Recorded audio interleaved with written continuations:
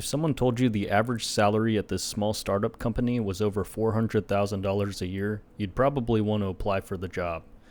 However, in actuality, most employees that work here make $60,000. Let's take a look at our data. We have 7 employees here at this small company.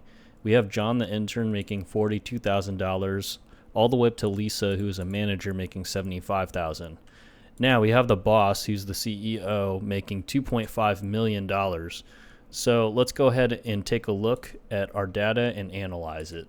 The first thing we'll do is calculate the average mean.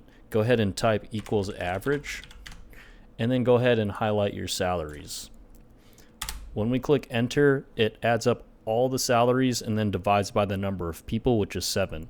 So in Excel, we just type the average, and we see that the average salary is $403,857.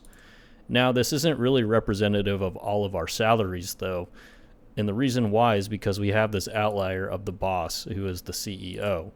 So go ahead and type equals median, and then highlight your salaries again.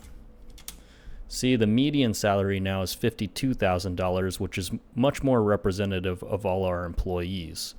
So the reason we use mean versus median, we'll use the mean when your data is nice and symmetrical and there are no crazy outliers like the boss CEO at $2.5 million.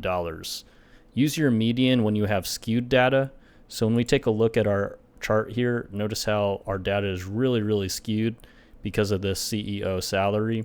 That's when you'd probably want to use median because it'll show the middle individual, which might be more representative of your data.